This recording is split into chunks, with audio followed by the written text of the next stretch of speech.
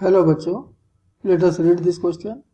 Sand drops onto a disk rotating freely about an axis. The moment of inertia of the disk about its axis is I and its original rotational rate was omega 0.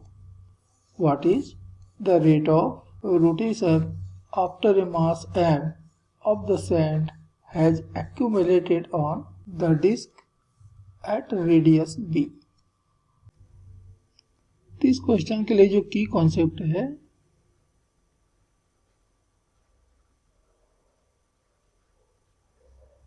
वह है law of conservation of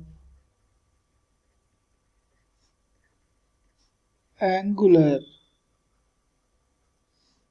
momentum. तो जब किसी body या system of एक system पर कोई external torque apply ना हो तो सिस्टम का या बॉडी का एंगुलर मोमेंटम जो है वो कंजर्व होता है। तो in absence of external torque the angular momentum of a system remains conserved या remains unchanged, वो चेंज ही नहीं होता। Since angular momentum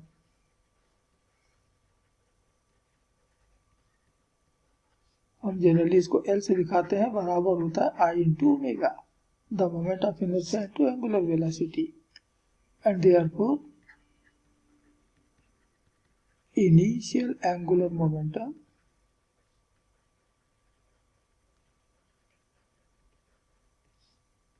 L1 बराबर हो गया I moment of inertia into omega 0।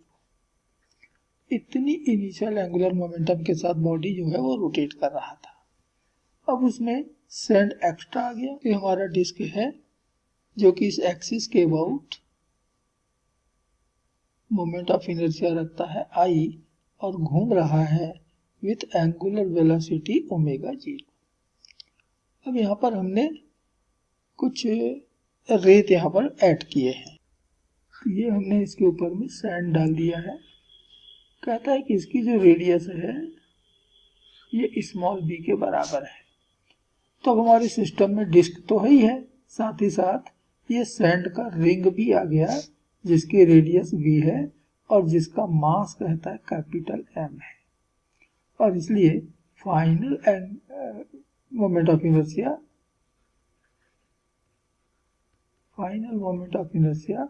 of the system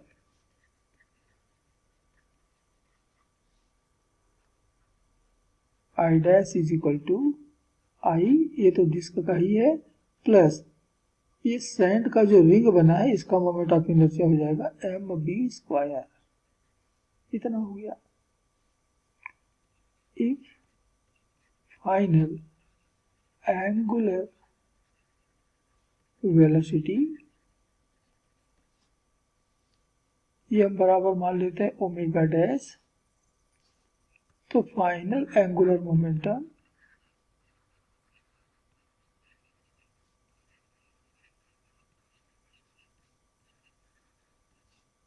L dash ये बराबर हो जाएगा आई डैश ओमेगा डैश। लेकिन यहाँ पर कोई एक्सटर्नल टॉर्क तो अप्लाई हुआ ही नहीं है और इसलिए एंगुलर मोमेंटम तो कंजर्व रहेगा, अर्थात इनिशियल एंगुलर मोमेंटम L1 या final angular momentum L dash के बराबर मिलेगा। From law of conservation of angular momentum,